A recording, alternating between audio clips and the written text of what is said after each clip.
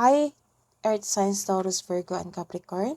Welcome po sa ating channel at ito ay inyong love reading for today, August 24, 2023.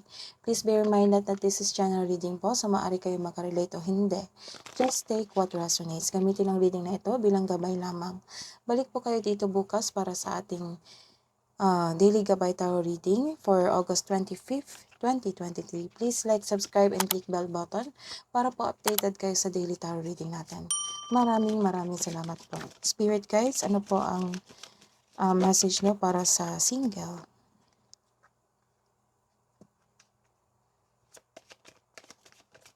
Spirit guides, ano po ang message nyo para sa in relationship? So, sa single, sa buhay single, or you're taking time of yourself, you're taking time with your friends also. So, nagkaroon ng social life. Nagkaroon ng moving on. Nag-decide ka na mag-move on sa past love mo. You are happy single. You are living in the moment and having fun. Some of you, nagkaroon ng learning from the past. Nagkaroon ng new phase or new beginning. You are preparing for union with your friends also. Sa buhay relasyon, sa mga may karelasyon dyan, nagkaroon kayo ng breakup or cool off muna. Nagkaroon kayo ng separation dahil sa paulit-ulit na pangyayari. So, nagkaroon ng silent treatment. May tahimik ka ngayon. Gusto mo nang magkaroon ng healing. So, hinihil mo yung sarili mo. Some of you guarded, ayaw masaktan. Time nyo nang mapag-isa, mostly sa gabi, before matulog. Hindi kayo makatulog na maayos dahil sa pag-iisip, sa pag-alala. Nagkaroon ka ng anxiety.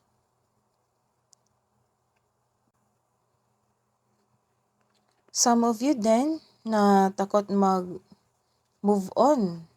Takot sa you are having fear of change. Decide na magkaroon ng relasyon, but this card asks you na this is not the right time to take risk para magsimula ng isang bagong relasyon.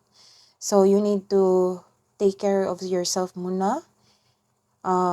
Magkaroon ng healing process bago pumasok sa isang bagong yugto ng pag-iibigan. This is also means takot ka mag-move forward or takot ka sa mga challenge na na-encounter mo ngayon.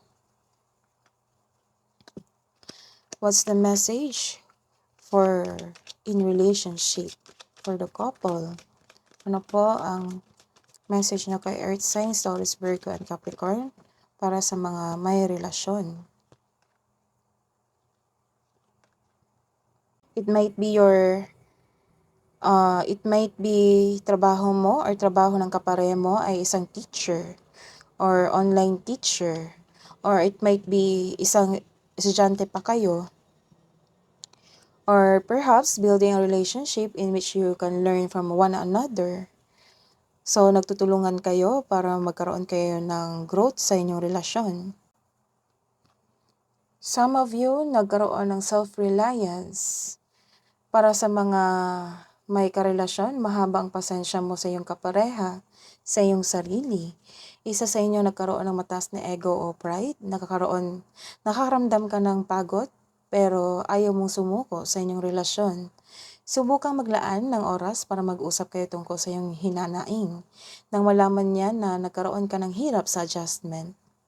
Ano po ang advice para sa mga single na Earth Signs, Taurus, Virgo, and Capricorn? Spirit guide, I need one card po. Ask for help. It doesn't make you weak. So you're asking help from your friends. This is the confirmation also. Now you are asking help for your friends to be able to move on from your past love. So part ng healing process mo na magkaroon ng union sa inyong friends. Or sharing your problems, your thoughts to your friends. Ano po ang mensahe para sa mga may relasyon?